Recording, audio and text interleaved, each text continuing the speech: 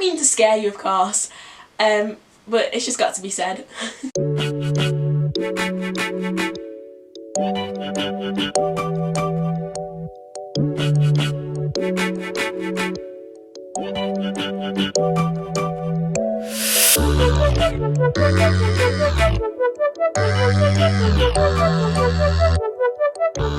Hey guys, I'm Uwa and welcome back to my channel. So if you're new here, I'm a 2020 medicine offer holder and I got my A-level results about a week and a half ago. If you want to know what I got, check out this post on my Instagram, and also to find out more about me, follow me on my Instagram. It's at uwaisibor.com_ and check out my website. The link to that will be below, but I'll leave it somewhere here or at the top. So be sure to like this video and subscribe to my channel to hear more from me and to see more content. This video is going to be what I wish I knew before year 13. So I've just done one on year 12, so if you know one in year 12, you just want to watch that, have a look at that. I'll link that in the description below. But let's get on with the video and enjoy it. So the first bit of advice I've got for you is don't get comfortable just because you've done 1 year of college. Things really do ramp up in year 13, they do get a lot harder, so you need to be on your A game as early as possible. Just make sure you're prepared and you're not just going to be laid back and thinking, I'll leave this last minute, or I've done this, I know what I'm doing, because the difficulty in the content and the amount of content really does increase. Obviously I can't speak for every subject, but the 3 subjects that I did, biology, chemistry and psychology, the workload probably doubled and it got just so much harder.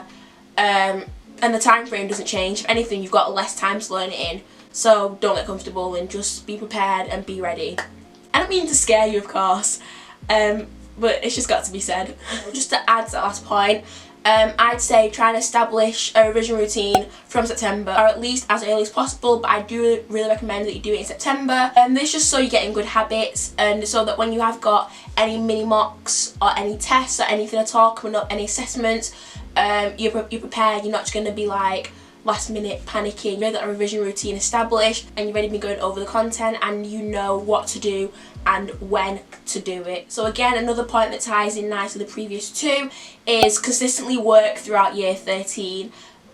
Just do the work little and often. I'm not saying every single night do like 5 or 10 hours. I don't think I'm going to work if I do 10 hours. But yeah, I'm not saying do loads and loads and loads of work every single night from the start, but just make sure that you are putting in the work little and often. You are doing things as you go along and not leaving it to last minute. So maybe in year 12 by the skin of your teeth you can probably just get away with coasting, but in year 13 you really can. There's so much content in addition to what you've learned from last year, so do the work little and often, and yeah, make sure you've got that timetable that you're sticking to as much as you can, to make sure you're covering what you need to cover and when. So again, another point that ties in nicely is don't neglect year 1 topics. Like I said, the content already doubles for second year, and in addition to that doubled content, you've got the year 1 content that you just can't afford to forget. Rather than doing AS levels, you get tested on everything from year 1 at the end of year 2 as well. So there's so much to do. It's just make sure that in that timetable you're making, you are making time for year 1 content, as well as your year 13. So I did say in my advice for year 12 video that I'm going to be doing revision video tips on how I revised, how I studied and how I got the grades I got. Remember, if you want to find those out, have a look at this post on Instagram. I'm going to be giving you advice and tips on how I revise. Make sure you subscribe to my channel so you don't miss out on those videos. Just make sure you're not neglecting those year 1 topics, because they're just as important as your year 2 stuff. Put it this way, for example, in biology, all your year 1 topics is paper 1, so that's 33% of your paper already. 33% can be the difference between 2 grades. I said this in the year 12 video, but it's just as important, and if not, probably even more important for year 13, because like I said, the workload is heavier, but make sure you are striking that work-life balance. Yeah, your part-time job, make sure it's just part-time. Well, I advise that you keep it as just part-time. Don't take on more hours than you can handle. Ensure you're leaving time to relax, to socialise, to have time to yourself, to see your friends, to go out, to go to parties. So a lot of you do turn 18 in year 13. Enjoy that, go out with your friends, just do whatever you want, as long as you've got that good balance between your social life and your studying. Don't neglect your studies for the sake of having fun. I think I handled this really well for myself personally, but I've got friends who didn't handle it so well or who completely abandoned it. But just consider your UCAS application for year 13. So depending on when you're going to apply, for me, I was an early applicant because I applied to medicine, so mine was literally from September. Consider when it's going to happen. Are you an early applicant, or are you going to be someone who applies by January? Even so though, you should still work on it throughout year 13, or even start from now if you can. So yeah, just do your personal statement, get people to check it, make sure you've got everything ticked off and everything that needs to be done. Your college will go through it with you, but make sure yourself you're keeping organised, you're not leaving it to last minute and then panicking. You get 5 choices, and make sure you're applying to 5 universities that you know that you can see yourself at. With that, also attend open days, but try and go for ones that are on the weekend because you don't want to miss out too many lessons. I said it in my year 12 video, but I don't advise on missing out lessons. And when you come to catch up on it, you're wasting or using up time that you could be spending studying or doing something a bit more productive. So try and go for open days at the weekend. Open days are definitely useful, and there have been a lot of universities that have done virtual open days this year due to the whole COVID situation. This is something that I had, but I saw my friends again experience it.